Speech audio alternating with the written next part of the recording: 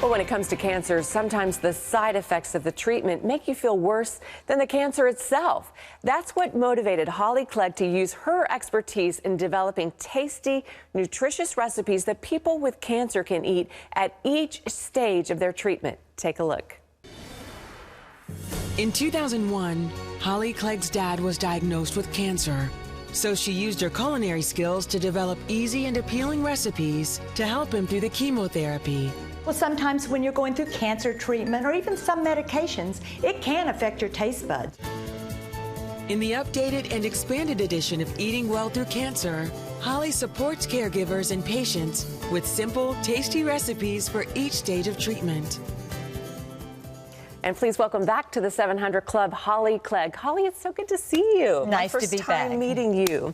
Well, of course, it's great to eat healthy all the time, but especially if you're going through an illness like cancer. Why is that?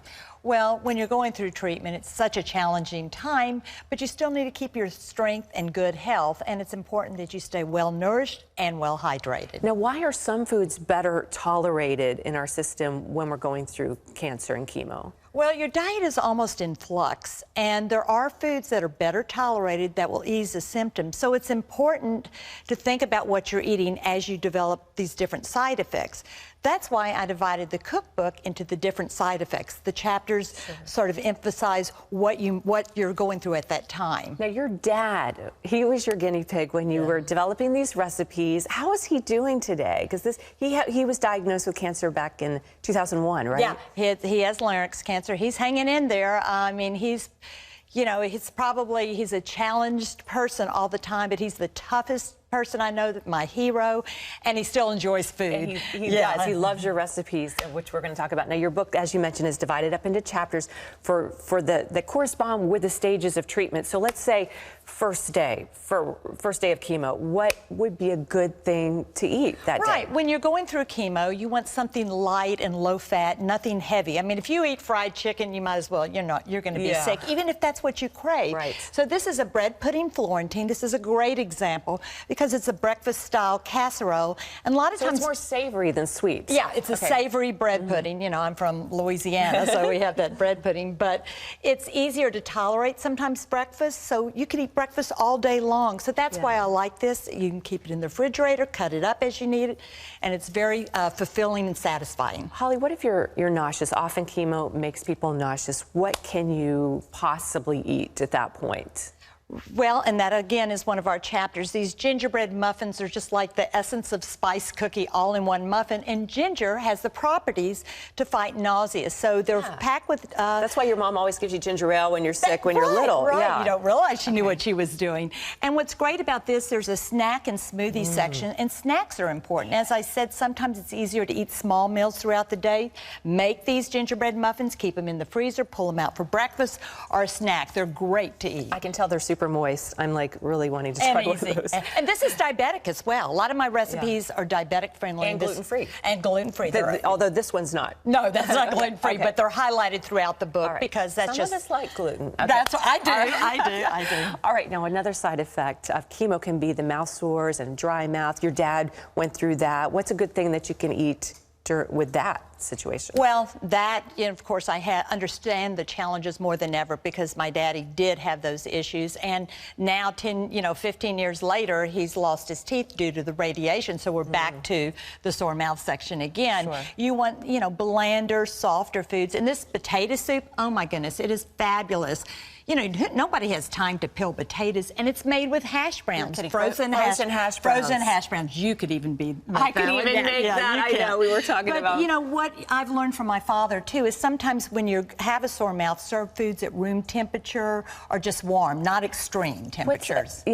These are, of course, potato soup in the winter. It's a comfort. I mean, we all love that. You don't have to be going through cancer to love all of your recipes. Absolutely. Now, we are going to make something that you say even I could make. Yes. Okay, first I want to talk about the glazed salmon. Okay. Well, this is in the healthy eating chapter, and really this book is about preventative as well. salmon is great for you. A lot of people are intimidated. That looks amazing. 4 ingredients. It's just with, and it went viral on YouTube. It's just an easy, very flavorful recipe. I gotta smell everything. And if you're intimidated with salmon, you're going to like this recipe. I'm going to have you eating salmon. I'm smelling something sweet. The soy, is that the soy? Yeah, it has soy sauce, honey, lime okay. juice, and Dijon. 4 ingredients, very good. Okay, we are going to make, what are we going to make? We're going to make, this is a chicken feta. And what I like about this recipe, it's 5 ingredients. And as Marty said, you can't go wrong with chicken and feta, anything with feta cheese. That's right. But you take your boneless, skinless chicken breast, and we're going to do lemon juice. You know, your diet is in flux when you're going through treatment, but a lot of times your taste buds change, and lemon juice, sometimes that tartness is preferred. And also lemon juice could help fight nausea too, even a sniff of a lemon. And that's oregano. We're going to put half of that. Just half right now. It really doesn't matter. Doesn't You know, matter. keep it easy. Yeah. Okay. You're the cook. You get to do whatever you want. And then we're going to sprinkle some feta, and this is the reduced fat feta. Okay. And green onions. Give it a little pop. Awesome. And then we're just going to do lemon juice, a little more lemon juice. Okay. And this is such a popular recipe. And finish up with our oregano. I think what you'll see is you probably have all these ingredients in your house. They're familiar, one-stop shopping. So my goal is to let you cook because it's so much better for you. Okay, we're going to put foil on this. Keep it covered. Keep it covered. And you're going to bake it for about over 45 here to the minutes. Yes, let me get my mitts. 45 minutes to an hour. You know, just check your chicken. Oh, doesn't it smell good? It smells amazing. Yeah, okay, and let's get it out. And you really smell the oregano. Yes, And there wasn't, we didn't put that much on, really. No, it's just a few different spices, and I think the lemon is very important with this. And this actually is in the caregiver section, and I had someone recently say, you know, I love that section. It gave me such ideas because you don't know what to do as a caregiver. Ooh, look at that. So it's very important, yeah. Oh my gosh. Okay, so as a caregiver, all you need to do is put some pasta in a Ziploc bag, take it in disposable containers, and that way everybody, you don't have to return it, and it's easy to do. I think we need to try this. You know what? I love my own food. Tell us again the name of this dish. This is the lemon chicken feta. Lemon chicken feta. Okay. Lemon chicken feta. All right, and we've got a finished one over here. Oh, good. And it's all soaking in the juices. Oh, that looks so good. That's kind of a big bite. Here we go. All right. All right, let's see. Oh my goodness, it's so moist. And the lemon and all the flavors. It comes together very nicely. All right, this is always a challenge. Right, I swallowed mine so I could talk.